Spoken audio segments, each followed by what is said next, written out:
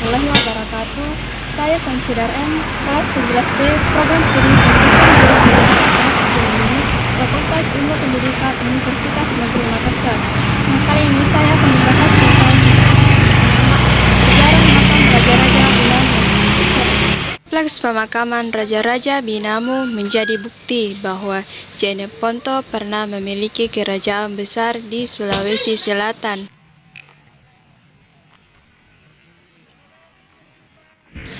Pemakaman ini berada di lingkungan Bontoramba, Kecamatan Bontoramba, Kabupaten Jeneponto.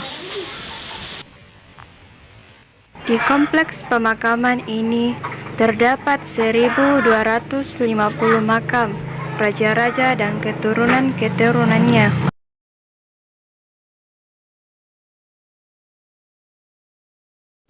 Kompleks pemakaman ini mengalami perbaikan pada tahun 1981 sampai 1984 oleh Balai Pelestarian Budaya Cagar Budaya Provinsi Sulawesi Selatan.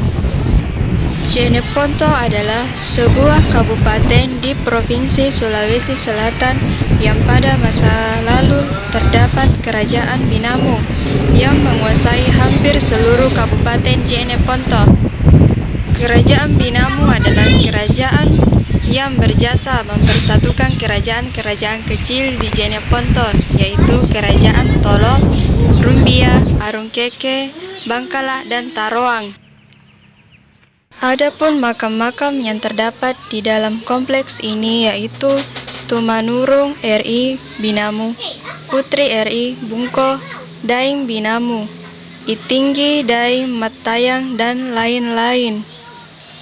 Makam Raja-Raja Binamu terbagi menjadi 3 jenis ukuran, yaitu ukuran besar 336 kali 180 kali 285 cm sampai dengan 235 kali 160 kali 115 cm. Karaim Paleki Daeng Lagu merupakan raja pertama di Binamu. Demikian itulah yang bisa saya sampaikan, kurang dan lebihnya mohon dimaafkan. Assalamualaikum warahmatullahi wabarakatuh.